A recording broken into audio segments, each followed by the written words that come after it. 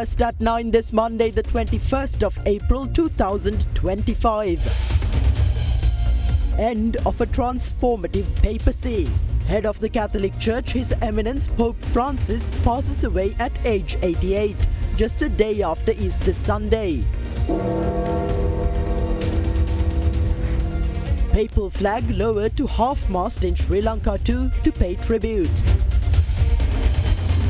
Easter massacre. Sri Lanka marks 6 years since the tragic Easter Sunday attacks in 2019. The call for justice takes centre stage. Consumer prices. Sri Lanka's inflation increases to negative 1.9% in March 2025. Special exposition. Exposition time of the sacred tooth relic extended by an hour. Over 130,000 devotees in Kandy on day 4 of the special exposition. Chilo Dairy, Sri Lankawama Kiren Perata. ඔබේ විශ්වාසය දෙනු සෙන්සුරයින් දැන් ළඟමැති ෆාමසියෙන් ලබාගත හැක. කට්ට පරිස්සම් කරගත්තොත් අපි පරිස්සම්. From Derana, this is Derana First at 9. Live from Studio 24 in Colombo. Good evening and welcome to First at 9, brought to you by the nation's most trusted news source, Derana. I'm Tharindu Mahendra, joining you live with the latest in Sri Lanka and around the world. Now, in your top story this evening, the Catholic community's Easter festivities were tragically interrupted this morning as the head of the Catholic Church, His Holiness Pope Francis, passed away at the age of 88. Pope Francis, the first non-European pontiff in over 1,200 years, brought the plight of the world's most marginalized back to the center of the Roman Catholic Church's attention during his 12-year papacy from 2013 to 2025, earning him the moniker the People's Pope. As the world mourned the passing of the pontiff, world leaders and Catholics across the world hoped that his legacy would live on. Pope Francis, the first Latin American leader of the Roman Catholic Church, died this morning at the age of 88 at his residence in the Vatican's Casa Santa Marta at around 11:05 a.m. Sri Lankan time, with 1.4 billion Catholics around the world mourning his death. Alle ore 7:35 di questa mattina, il Vescovo di Roma Francesco. In recent years, his papacy was marked by several hospital visits and concerns about his health. On the 14th of February, the Pope was hospitalized for bronchitis treatment. In the days that followed, the Vatican said he had been diagnosed with bilateral pneumonia and that he had blood transfusions after tests revealed he had low levels of platelets in his blood, which is associated with anemia. His hospital stay ended on the 23rd of March and he returned to the Vatican before beginning 2 months of prescribed rest and recovery. However, despite medical advice, the Pope made his first prolonged appearance since being discharged from hospital at the Vatican St. Peter's Square for Easter Sunday yesterday. Cari fratelli e sorelle, buona Pasqua.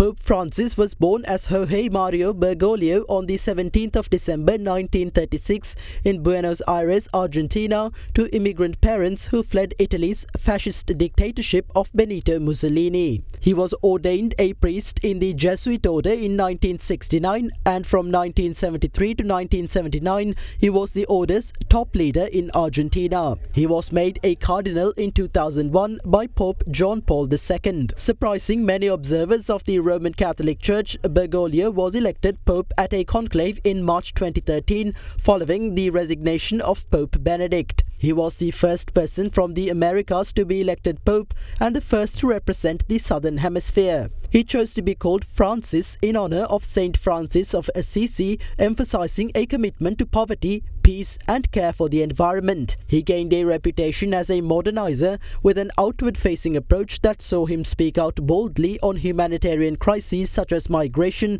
war and climate change. He sought to reform the church by tackling elitist mentalities among the clergy, demanding a compassionate approach to divorced and homosexual Catholics, and insisting that the church welcome everyone. In 2015, His Holiness Pope Francis visited Sri Lanka and conducted a mass at Goldface Green in the presence of a large gathering. Meanwhile, this morning at the Zion Church in Batticaloa, during a memorial service to commemorate the victims of the Easter attacks, a 2-minute silence was observed to mourn the passing of Pope Francis. මිනිත්තු දෙකක නිහඬතාවයක් රකිමින් උන්වහන්සේට ස්වර්ගීය සැපත ප්‍රාර්ථනා කරමු. Meanwhile, Sri Lankan President Anura Dissanayake extended his condolences on the passing of Pope Francis, stating that the Pope's unwavering commitment to peace, compassion and humanity has left an indelible mark on the world. Opposition leader Sajith Premadasa also admired the guidance provided by the Pope, stating that he led with humility in a time when leadership often forgets its duty to serve. Former President Maithripala Sirisena expressed his condolences, stating that the Pope's unwavering dedication to peace, social justice and interfaith harmony touched millions across the world. සාමාන්‍යයෙන් පාප් වහන්සේ කෙනෙක් ස්වර්ගස්ත වුණාම අපගේ කතෝලික දේවස්ථානවල පාප් කුඩිය අඩකුඹු කොට තබනවා. අපගේ අනිකුත් ස්ථානවලත් පාප් කුඩිය අඩකුඹු කර තබන්නට පුළුවන්. දේවස්ථානවල මලසීනුව නාද කිරීම සිද්ධ කරනවා. A papal funeral has traditionally been an elaborate affair, but Pope Francis recently approved plans to make the whole procedure less complex. Previous pontiffs were buried in 3 nested coffins made of cypress, lead and oak, but Pope Francis has opted for a simple wooden coffin lined with zinc. He will be laid to rest in the Basilica of St. Mary Major, one of 4 major papal basilicas in Rome. When the Pope dies or resigns, the new Pope has to be chosen by the Catholic Church's most senior officials, known as the College of Cardinals, which comprises 252 cardinals. 138 cardinals eligible to vote to choose the next Pope are summoned to a meeting at the Vatican, which usually happens 2 or 3 weeks after the death or resignation of the sitting Pope, followed by the election known as the conclave. ඔබ සමගින් පෙරට Union Assurance චන්දරුසුමේ කාගෙන් මන අපේ සිංහ TV සඳහා සුපිරි deal.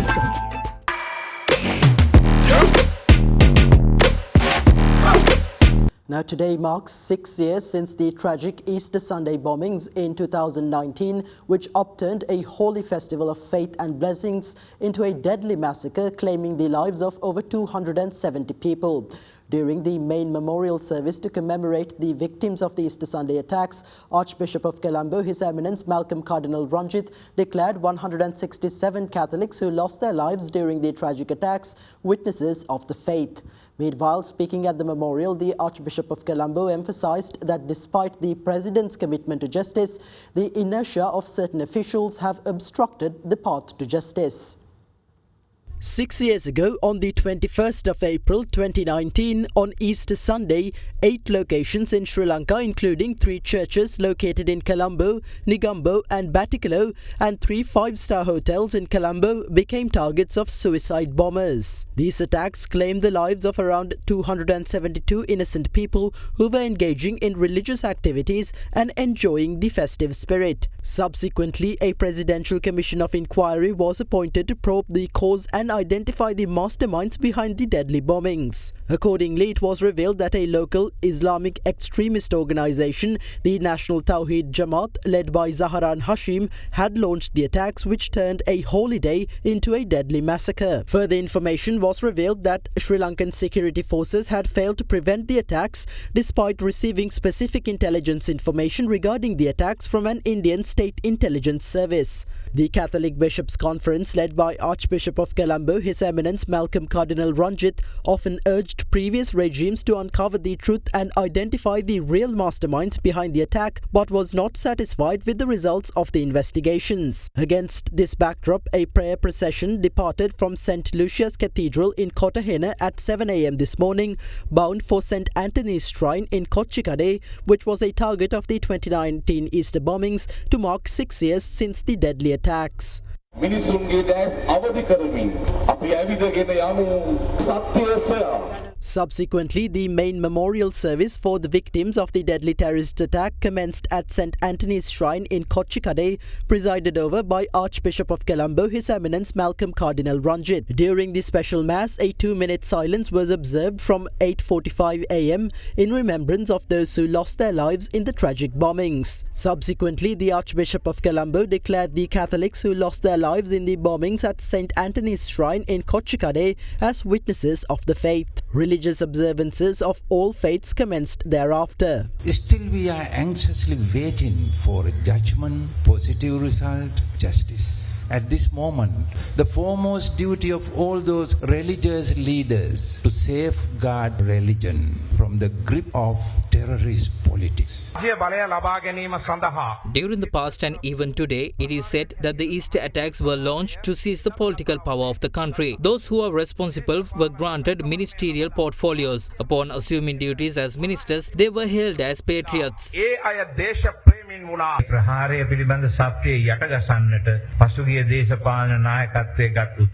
Elements of the previous political leadership are continuing efforts to suppress the truth surrounding the Easter Sunday massacre through certain government institutions even today. A para-state is operating within the country, controlled by various government entities, influenced by politically defeated forces to obstruct the path to justice. At the time, former Attorney General Dappula de Oliveira hinted at a grand conspiracy behind the bombings. However, the legal authorities who were appointed subsequently have not implemented any measures so far. This clearly reflects the powerfulness of the para-state operating within the country. Despite the President's sincere commitment to justice and the appointment of a team of high-ranking officials to lead the effort, the existing legal framework and the inertia of certain officials have created serious obstacles to progress. We request the President not to forget the blood of the innocent people that was split and to uncover the truth behind these terror attacks. We further request that he not let this tragedy be buried in the sands of time, as he vowed in Katuwapitiya on the 6th of October last year.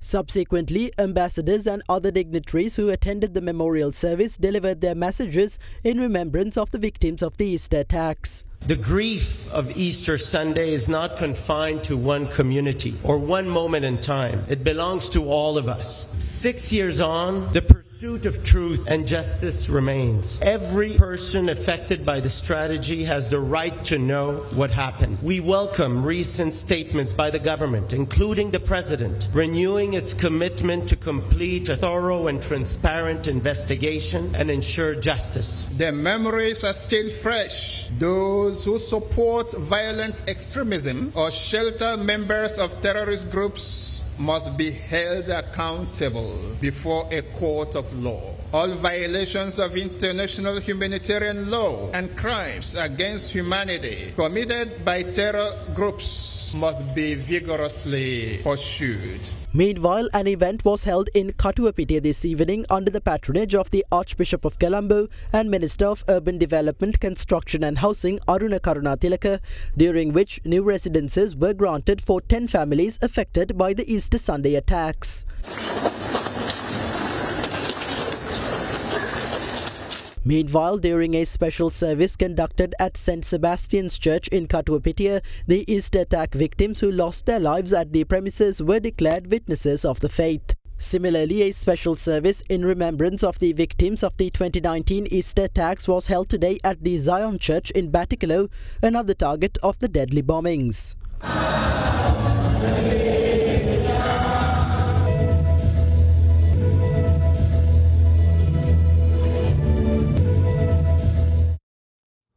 Now, international security expert Professor Rohan Gunaratne emphasizes that incidents such as the Easter Sunday attacks should not be exploited for personal or political gain. Speaking on our current affairs program at Hyde Park with Indivari Amuwatta, Professor Gunaratne stated that both local and international investigations have confirmed that the Easter Sunday attacks were orchestrated by extremist Zaharan Hashim, who was influenced by ISIS ideology. He added that Sri Lanka's political leadership, including the president and opposition, must unite to publicly declare that there was no political conspiracy behind the attack. This, he said, is essential to prevent the situation from escalating and destabilizing the country once again. We're also looking at the Easter attacks, justice to the victims and the families of those who suffered as a result of these attacks. His Eminence Cardinal Malcolm Ranjit mentioned that he demanded justice for the victims, but if not, will go out to the streets to protest demanding justice. And he mentioned, quote, "We got this government elected in a bid to change the status quo," unquote. However, if such positive change is not being inspired, then we will have to reconsider our support. Malcolm Cardinal Ranjit is the most powerful man in Sri Lanka because he displaced the Sirisena regime, he displaced the Gotabaya Rajapaksa regime, he displaced the Ranil Wickremesinghe regime, and now he is threatening President Anurakumara Dissanayake that he is going to go to the street. If by the 6th anniversary of the Easter attack, if there is no resolution to the Easter Sunday massacre, we must never compromise national security for personal and political gain.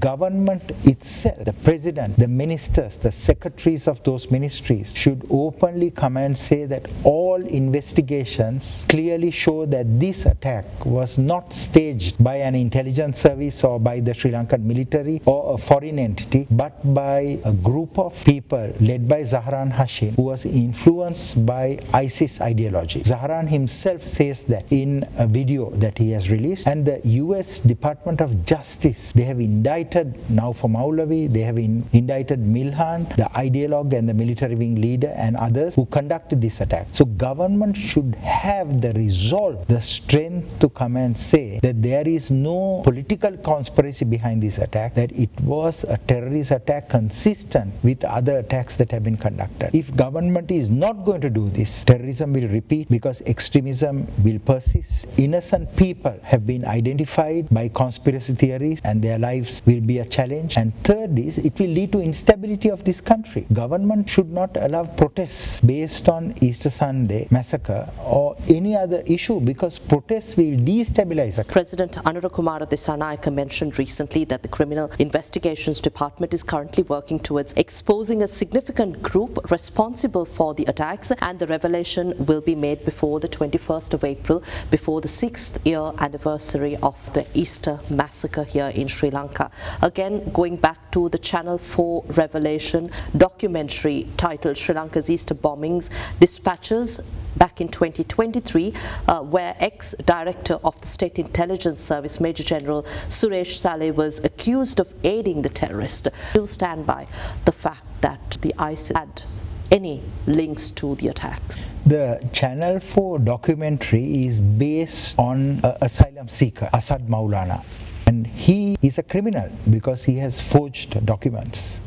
Asad Maulana says that in Vanatha Villu, that there was a safe house in the month of February 2018, and there was a safe house and General Saleh had visited, and that's the time General Suresh Saleh was at the National Defence University. But this shouldn't surprise us, because 95% of the Sri Lankan asylum seekers, they fabricated evidence, and Justice Imam, he investigated this allegation and he has produced a report called the Justice Imam Report. Very clearly Justice Imam have explained that this attack is an attack by ISIS or the Islamic State, and that is consistent with attacks we have seen throughout the world during that period. Fast track your career from O levels with eSoft. Diabetesol සීනි වලින් පරිස්සම් වන ඔබට අමතක නොවන පෝෂණය. Kelani wire කිසි ගින්නක් නැහැ. කිසි ගින්නක් නැහැ. Kelani Fire Shield Wire. Now, President Anura Dissanayake affirms that the NPP government will be the administration that finally serves justice to the victims of the 2019 Easter Sunday attacks. Addressing an NPP public rally in Kurunegala, the head of state claimed that the governments that were in power since 2019 were not interested in investigating the Easter attacks, but in concealing the truth. Another NPP public rally themed Outcome is Clear, Victory is Ours in view of the impending local government election was held in Kurunegala yesterday under the patronage of President Anura Dissanayake. It has been 6 years since the Easter attack. 5.5 of these 6 years was spent trying to undermine the investigations into the incident rather than trying to uncover the truth. The extent of this is such that a cabinet decision was taken not to implement the recommendations of the report of the Presidential Commission of Inquiry appointed to probe the matter.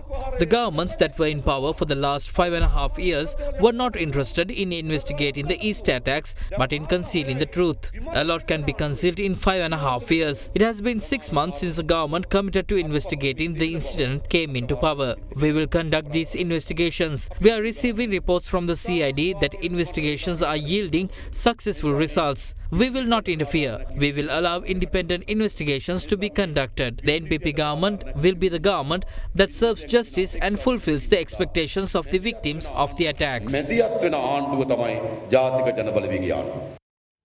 Meanwhile, opposition leader Sajith Premadasa highlights that the president has failed to reveal the masterminds behind the Easter Sunday attacks despite repeated promises. Addressing an SJB public meeting in Tissa Maharama today, Premadasa accused the president and the government of repeating the same pattern of deception as seen during previous elections. Another public meeting of the Samagi Jana Balawegaya in view of the local government elections was held in Lunugamwehera Tissa Maharama today under the patronage of party leader of the opposition Sajith Premadasa. This is a government built on lies. This government has continuously misled the people from the presidential election to the general elections and now even regarding the Easter Sunday attacks. Wasn't it today that the president promised to reveal the mastermind behind the Easter Sunday tragedy? He clearly stated that the name would be made public.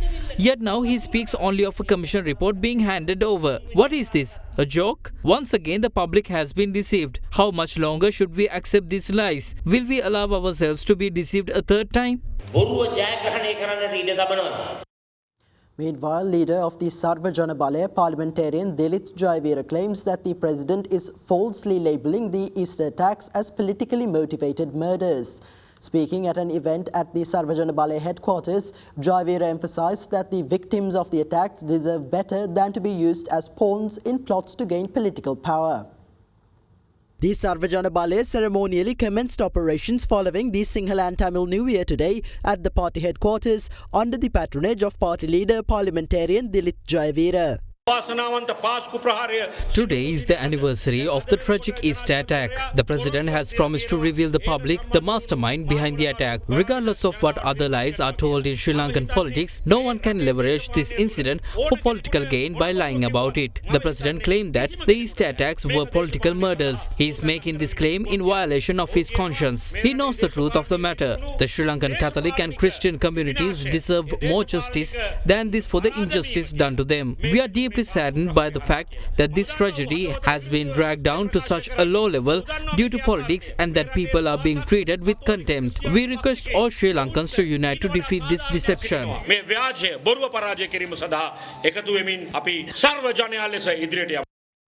And with that, here's a look at some more thoughts shared in the political arena today regarding the investigations into the 2019 Easter Sunday attacks and the arrest of former parliamentarian Sivanesathurei Chandrakanthan alias Pillan.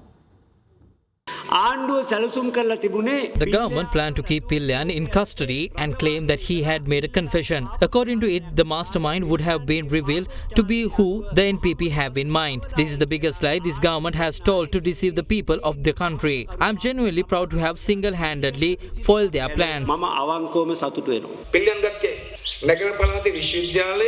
Why was Pillan arrested? To be questioned in relation to the allegations regarding the abduction and disappearance of a former professor. Now suddenly Pillan is being defended. The supporters claim that Pillan was instrumental in bringing an end to the war. So it wasn't former President Mahinda Rajapaksa. We were told it was Mahinda Rajapaksa who led the effort to win the civil war. Now suddenly it's Pillan. Who will it be next month?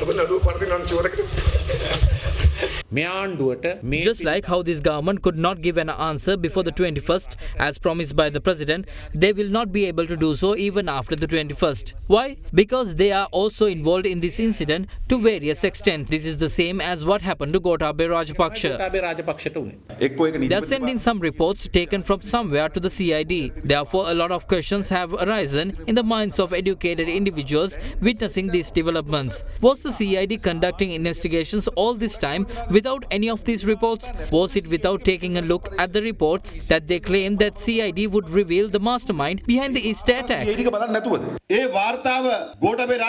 That exact report was presented to the parliament during the presidency of Gotabaya Rajapaksa. Now the same report is being submitted as new. When questioned, they claim that certain pages were missing in the previous one. If the issue was lack of pages, then why did they keep it at the presidential secretariat for 7 months? The father of the chief suicide bomber is in the JVP national list. I wonder if that paper has been taken away now.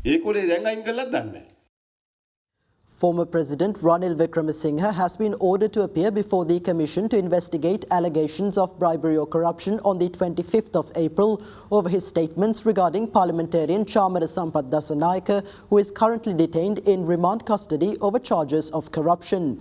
Meanwhile, at a function held at the UNP's Sirikota party headquarters today, former President Wickremesinghe requested the government not to politicise the Anti-Corruption Act. The meeting of the United National Party's local government candidates of the Western Province was held this morning at the Sirikota party headquarters.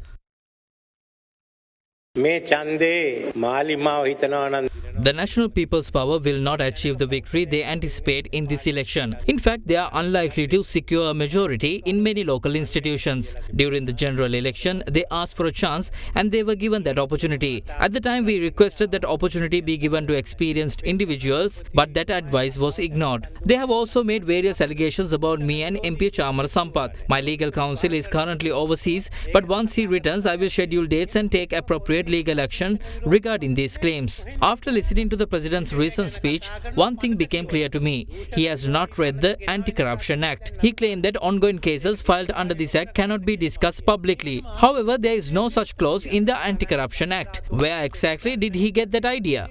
Ironically, it is under that very Act that cases are now being filed. I urge them not to politicize it. At the same time, we must acknowledge the positive actions of the government. The first phase of the exposition of the sacred truth relic is commendable. I am now waiting for the second phase to be completed. Now they must ask for forgiveness for the 1989 attack on the temple of the truth relic. Then we can speak more positively about their actions.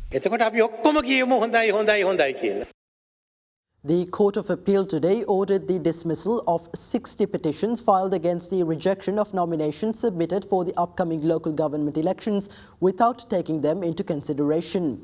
These petitions were filed by several political parties and independent groups, including the United National Party and the Sri Lanka Muslim Congress, among others. The court ruled that the petitions were not submitted within the legally prescribed time frame, leading to their dismissal without further review. While delivering the verdict, the acting president of the Court of Appeal noted that upon examining the contents of the petitions, it was evident that there are issues within the existing election law. The judge added that it would be more appropriate for the legislature to address and rectify these shortcomings.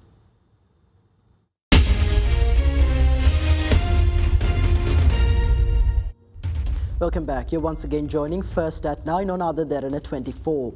Now, the Temple of the Tooth Relic announced today that the special exposition of the sacred tooth relic of Lord Buddha will begin at 11 a.m. instead of the previously scheduled 12:30 p.m., thereby extending the time available for devotees to offer their worship.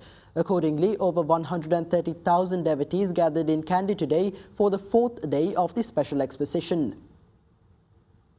Today, approximately 130,000 devotees visited Kandy to pay homage to the sacred tooth relic of Lord Buddha. Those who were unable to enter the temple premises spent the night on the 3 access routes in hopes of witnessing the sacred tooth relic. Meanwhile, the Dansal organized by the Temple of the Tooth Relic for devotees was successfully held last night as well. Additionally, army personnel provided food to those who were unable to attend the Dansal. A group of Vietnamese nationals residing in Sri Lanka also organized a separate dansal for the benefit of the devotees.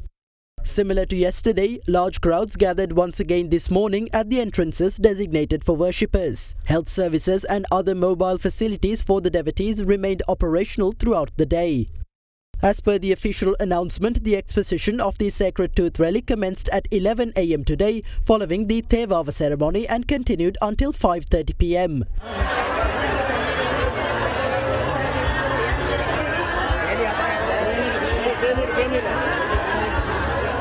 Additionally, the Temple of the Tooth Relic has advised the public to refer to the info.sridaladamaligava.lk website for essential updates. The website includes real-time information on updated announcements, route guidance from various locations, locations of sanitary facilities, charity shops, lost and found services, and access to health facilities. The Ceylon Electricity Board's Renewable Energy Curtailment Programme, which began on the 10th of April to maintain grid stability during the Sinhala and Tamil New Year holiday period, has concluded earlier than expected due to the post-holiday surge in electricity demand. Originally scheduled to continue until 3 p.m. today, the curtailment was lifted a day earlier at 3 p.m. last afternoon. Meanwhile, the third unit of the Norochole coal power plant, which was temporarily shut down due to reduced demand, was restarted this morning. CEB wished to inform the public that renewable energy management, which commenced on April 10th due to reduced electricity demand and the need to ensure grid stability, has now been concluded earlier than scheduled. Originally planned to continue until 3 p.m. today, this management period was successfully brought to a close at 3 p.m. yesterday on the 20th of April in response to a notable increase in electricity demand. As of now, there is no renewable energy curtailment in effect. We take this opportunity to sincerely thank the nearly 100,000 solar suppliers and prosumers, including domestic rooftop owners, Net Plus and Net Plus Plus commercial producers, whose cooperation during this critical period played a vital role in protecting the stability of our national power grid. Meanwhile, the third unit of the Norochole coal power plant, which was temporarily shut down on the 11th of April due to reduced electricity demand during the Sinhala and Tamil New Year holidays, was restarted at 11 a.m. this morning. Accordingly, all three units of the plant are now operational, boosting national capacity to meet the post-holiday surge in electricity demand.